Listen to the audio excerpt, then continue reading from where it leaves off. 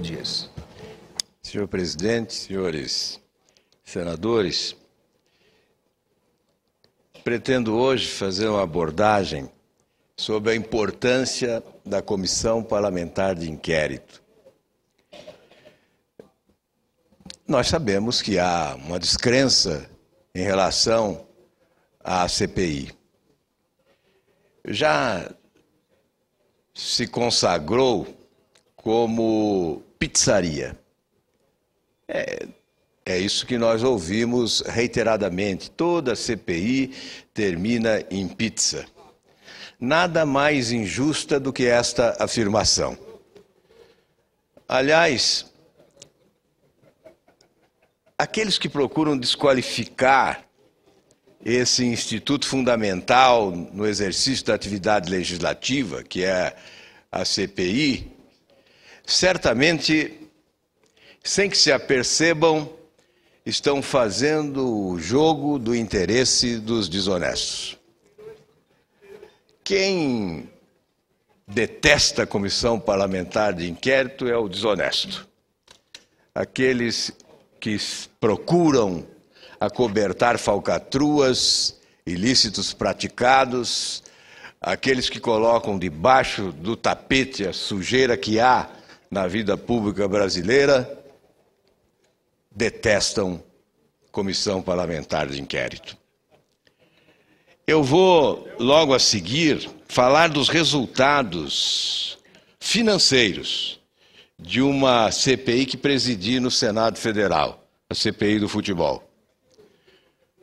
Para justificar a necessidade de instalação, por exemplo, da CPI da saúde.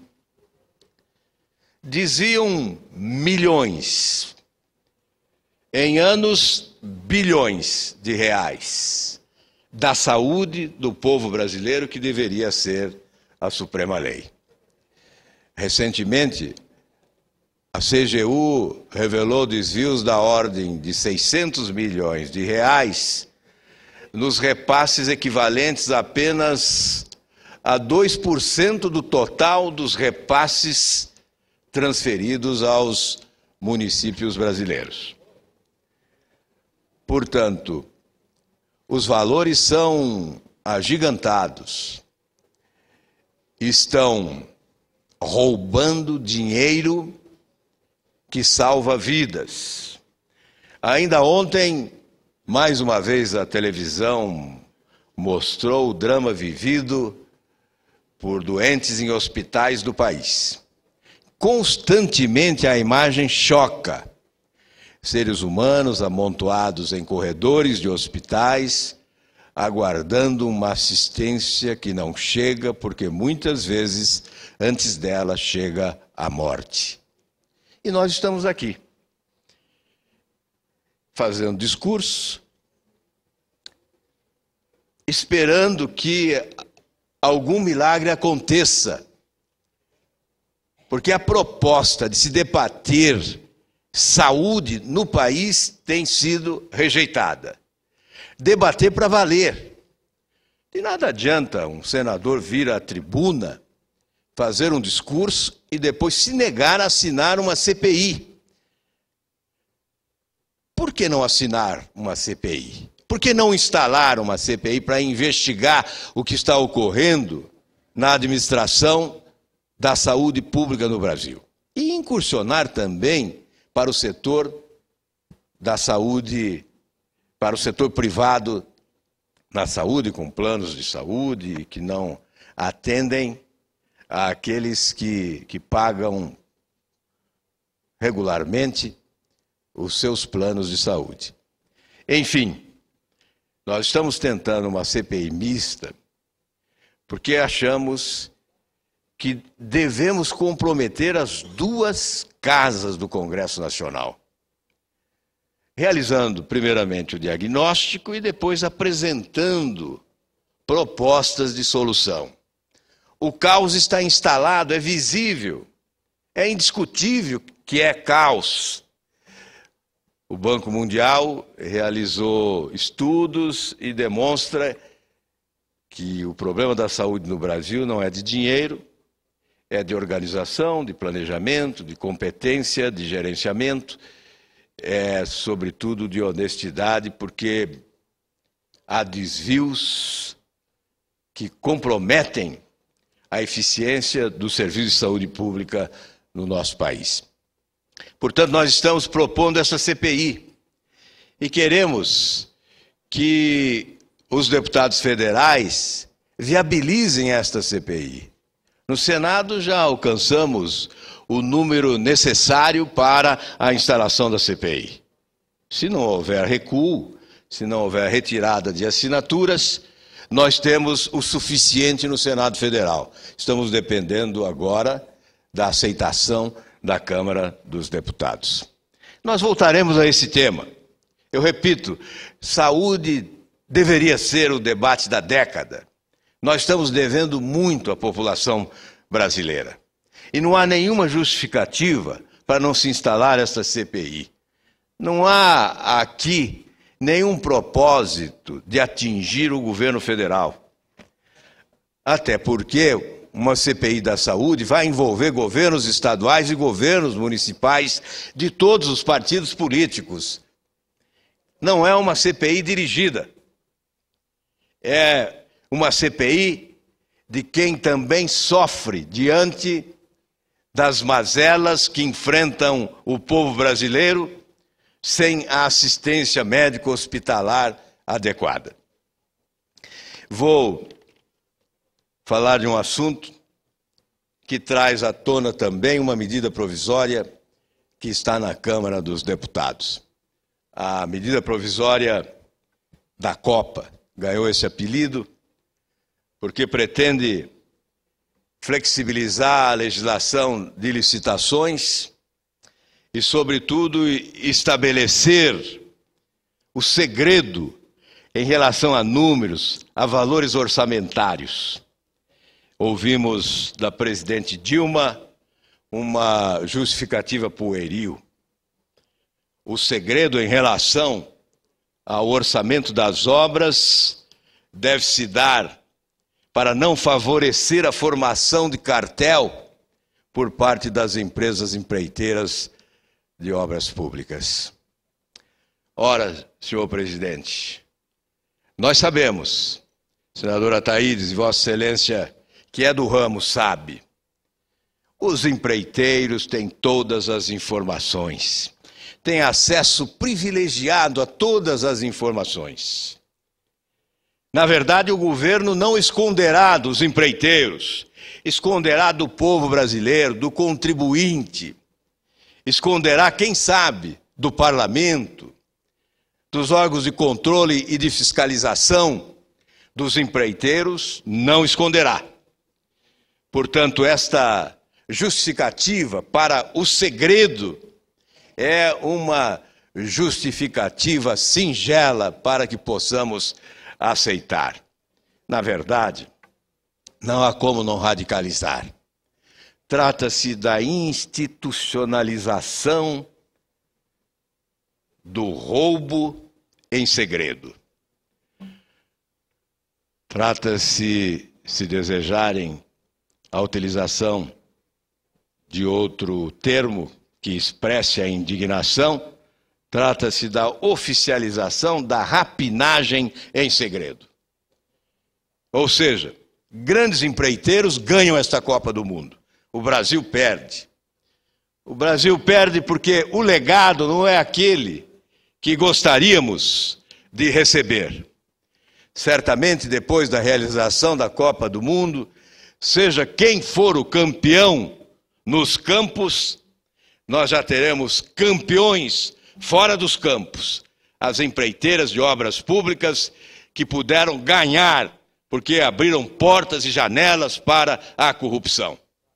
E não há como não manifestar a indignação, senhor presidente, diante do fato de transformarem o Brasil no paraíso do superfaturamento de obras. Eu imagino o drama do Tribunal de Contas da União, que denuncia e não é ouvido. O Executivo passa por cima do Tribunal de Contas da União e do Congresso Nacional. as denúncias sobre faturamento de obras são ignoradas. O que prevalece é a impunidade, é a banalização da corrupção. Obras com superfaturamentos bilionários, como obras da Petrobras, por exemplo, Abreu e Lima, em Pernambuco, Getúlio Vargas, no Paraná, para citar apenas duas obras com superfaturamento bilionário.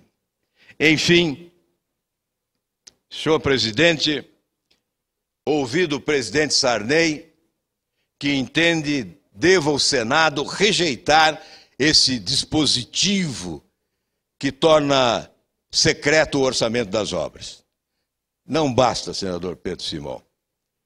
Acho que cabe ao presidente Sarney uma postura mais vigorosa. Cabe ao presidente Sarney devolver esta medida provisória ao Poder Executivo. O Ministério Público, através do comitê constituído para acompanhar os atos celebrados em nome da Copa do Mundo 2014, já elaborou parecer considerando essa medida provisória absurdamente inconstitucional. O Procurador-Geral da República, Dr. Gurgel, da mesma forma, já se manifestou considerando absolutamente inconstitucional esta medida provisória. Por que não devolvê-la como ato de preservação da autonomia do Poder Legislativo? Porque é uma afronta à Constituição, é o atropelamento do Senado Federal. O Senado Federal tem sido atropelado. Há um rolo compressor que passa sobre esta instituição, com a aprovação de medidas provisórias que provocam indignação quando dela toma conhecimento o povo brasileiro, como ocorreu recentemente com a medida provisória número 517, um presente a banqueiros falidos desse país. Enfim, nós temos que reagir, votando contra, quanto à constitucionalidade, tentando alterar quanto ao mérito e propondo ação direta de inconstitucionalidade ao Supremo Tribunal Federal. É nosso dever. E ao presidente José Sarney, se nos coubesse sugerir, a sugestão seria a devolução desta medida provisória ao Poder Executivo, que poderia elaborar um projeto de lei em regime de urgência e submeter ao Congresso Nacional. Pois bem, senhor presidente, na esteira desta medida provisória, as denúncias de corrupção no mundo do futebol.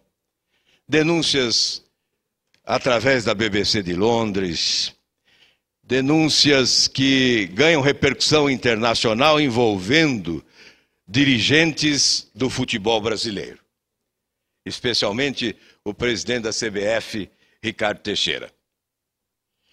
Esta CPI do futebol que presidi em 2001 apresentou um relatório ao Ministério Público com denúncias envolvendo 17 dos principais cartolas do futebol brasileiro.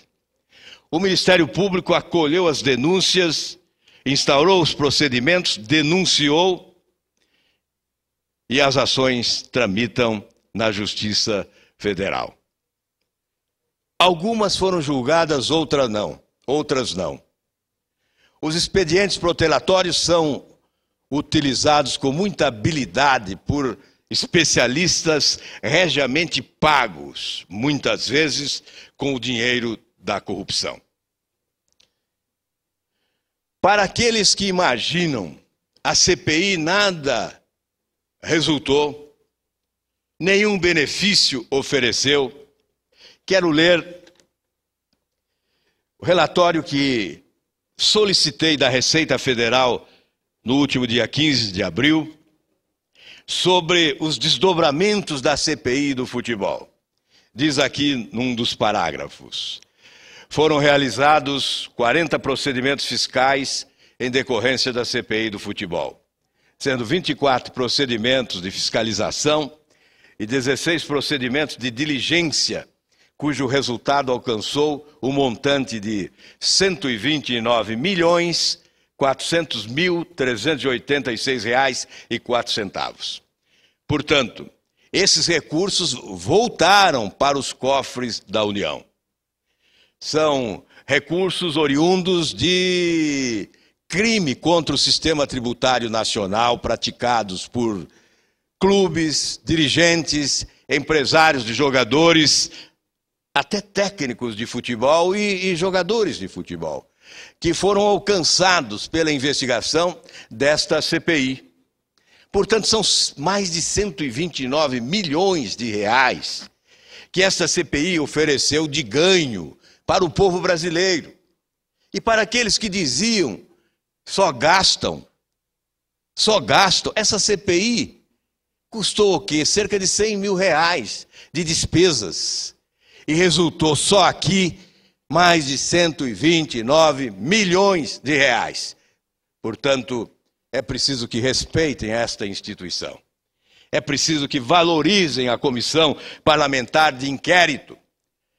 Quem aqui se expõe e enfrenta os poderosos da corrupção, preside uma comissão parlamentar de inquérito ou dela participa, como participou neste caso, como relator, o ex-senador Geraldo Altoff, com muito brilhantismo e competência e coragem.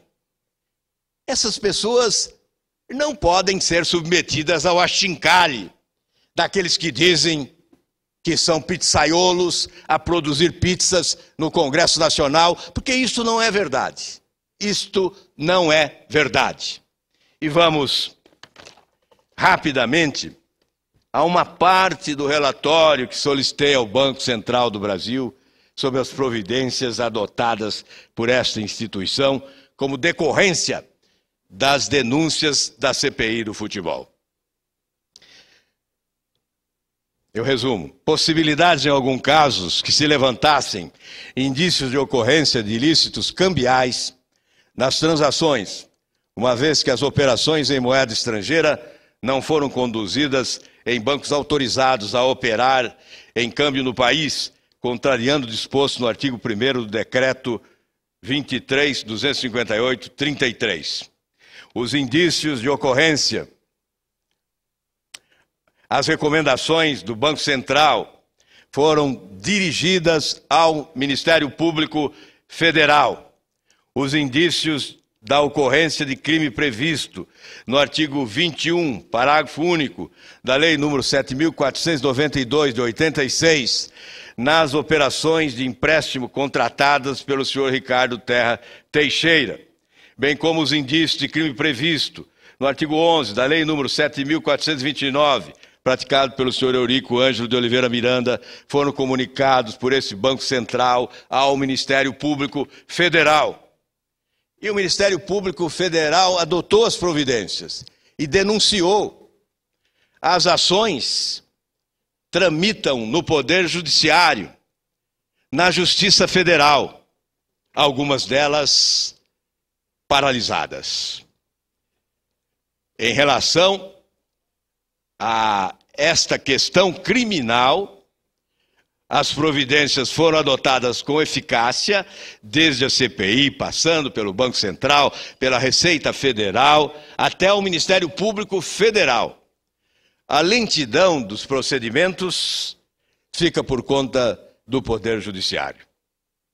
O Banco Central relata que, como decorrência das solicitações da CPI, várias multas foram aplicadas. Eu vou ler algumas. Vasco da Gama. Apurada a falta de comprovação da regular negociação em estabelecimento autorizado a operar em câmbio de moeda estrangeira decorrente da transação envolvendo passe de atletas. Aplicada a multa equivalente a $1.350.000. Flamengo. Aplicada a multa equivalente em moeda nacional a $13.100.000. Fluminense. aplicada a multa equivalente em moeda nacional a 420 mil dólares. Corinthians, aplicada a multa equivalente em moeda nacional a 41.086.408,80 de ienes. Português de Esportes, aplicada multa equivalente a 957.742 dólares. Atlético Paranaense, aplicada a multa equivalente em moeda nacional a 71.500 dólares.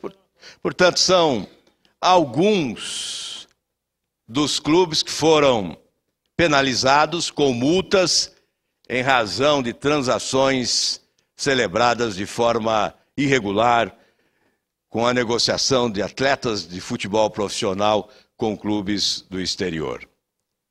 Mas a verdade é que, em relação a esta CPI, outros fatos relevantes foram suscitados, promovendo uma mudança no conceito de gestão do desporto nacional, fazendo com que dirigentes fossem derrotados e não mais exercessem funções de gestão em clubes e federações. Foram vários, eu vou evitar citar nomes. Tivemos ações que derrubaram dirigentes de federações e prosseguem, sob o ponto de vista das penalidades que devem ser aplicadas. E não cabe à CPI agilizar esses procedimentos. São próprios do processo penal. E existem os expedientes conhecidos por todos nós, que possibilitam protelações intermináveis. Mas esta CPI produziu uma nova legislação, uma legislação de responsabilidade do desporto do país, que proporcionou maior transparência, exigindo auditorias externas e publicação de balanços. É por isso que hoje os brasileiros conhecem o endividamento dos clubes do país. O Ministério Público pode ser convocado para responsabilizar dirigentes do futebol, fato que não ocorria antes desta CPI. Os dirigentes estavam acima do bem e do mal. A legislação não os alcançava. Arrebentavam os cofres dos clubes e das federações e caminhavam livremente sem responder pelos estragos que praticaram. Agora não é mais assim. Há responsabilização civil e criminal. E os dirigentes do desporto nacional respondem com o seu próprio patrimônio pelos eventuais prejuízos que proporcionarem aos clubes e entidades que dirigem. O endividamento exorbitante, por exemplo, a má gestão financeira, a punibilidade para essa atuação, muitas vezes desastrada, de dirigentes até esta CPI, impunes na administração do futebol brasileiro. O Estatuto do Torcedor nasceu também desta CPI, que constituiu o grupo de trabalho, que, conjuntamente com o Ministério do Esporte, passou a elaborar esse documento que resultou no Estatuto do Torcedor.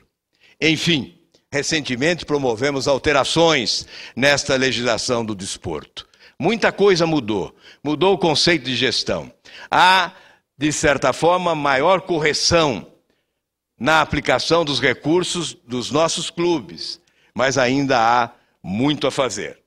Eu vou conceder a parte ao senador Ataídes, mas sempre lembrando que nós voltamos a este assunto exatamente para prestar contas dos resultados de uma comissão parlamentar de inquérito. Porque nesta hora nós estamos reivindicando a instalação de uma CPI que eu considero da maior importância. Se o futebol mundial movimenta 200 bilhões de dólares por ano, e o futebol brasileiro movimenta também valores expressivos, devemos nos preocupar, sim, com esta movimentação que gera emprego, renda, receita pública, desenvolvimento econômico. mas não podemos ignorar o drama que vivem os brasileiros sem assistência médico-hospitalar, especialmente as camadas mais empobrecidas da população, submetidas a uma situação de humilhação exatamente no momento mais difícil da doença que acomete um dos seus familiares. E eu concedo a Vossa Excelência, senador Ataídes, a parte com satisfação. Muito obrigado. Meu ilustre senador Álvaro, quero parabenizá-lo por essa forma sempre equânime e insofismável, forma clara, com que a Vossa Excelência sempre tem ido a essa tribuna e tem feito as suas colocações nos seus discursos.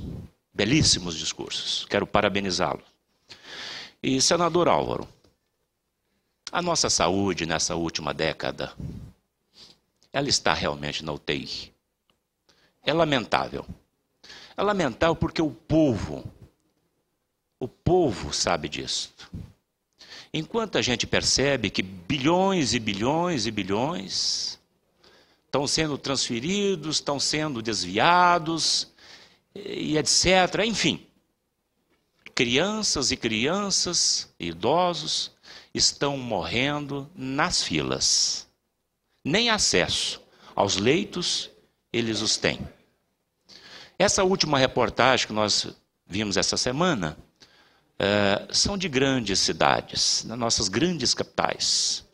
Eu que sou do interior do nosso país, lá do nosso querido Tocantins, o senhor precisa ver, senador, como são os nossos hospitais e como se encontra o nosso povo.